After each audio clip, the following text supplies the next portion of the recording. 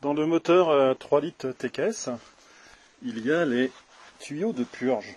Ici, voilà, j'essaie de les retirer, qui se clipent. Et donc l'idée c'est de récupérer ces tuyaux-là, de faire un petit embout qui peut se raccorder dessus. Voilà, il tient parfaitement. Pour pouvoir mettre cet embout-là sur un bouchon de bidon et remplir de liquide de refroidissement par les purges. Là, il y en a deux, il y a ce tuyau-là et celui-ci. Alors voilà le bidon que je vais utiliser. Là, j'ai fait sauter la sécurité du bouchon et j'ai fixé mon petit embout adaptateur. Sur le bidon, j'ai fait un trou ici. Ça va me servir aussi pour la vidange. Je mettrai le bidon au fond de la cale, le liquide coulera là-dedans, je le récupère et ça me permet aussi après de le purger. Donc voilà l'idée du bidon avec la mise à l'air.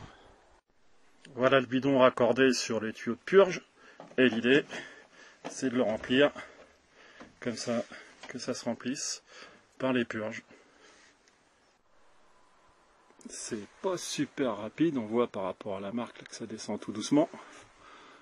Mais ça va le faire. Ça continue. Je pense que quand ça sera bien plein, ça sortira ici par le trou d'évacuation du refroidissement. Voilà, ça descend pratiquement plus.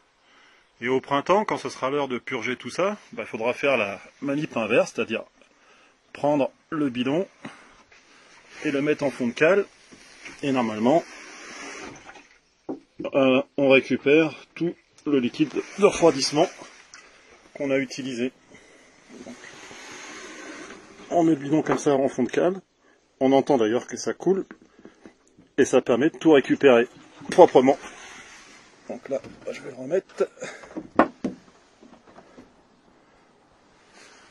Donc, je pense que cette astuce, ça permet d'hiverner rapidement le bateau, proprement surtout, et de récupérer tout le liquide de refroidissement après la saison, et de pouvoir le remettre la saison d'après, quoi. Donc ça permet vraiment de travailler proprement. Je pensais que ça allait sortir ici par le trou de refroidissement, mais en fait ça sort par l'entrée. À ce niveau-là, on voit ça coule, et j'ai pu récupérer le liquide de refroidissement sur l'embase. Donc voilà, c'est récupéré, tout le liquide de refroidissement est parti dans le bidon. Là il y en a à peu près 2 litres. Sur les 6 litres que j'ai dû mettre, il rentre donc 4 litres à peu près à l'intérieur de ce tuyau de purge. Donc le premier tuyau ici, il est complètement plein puisque ça déborde par l'échappement. On va s'occuper du deuxième. Donc voilà, c'est bien le deuxième tuyau qui remplit cet orifice-là.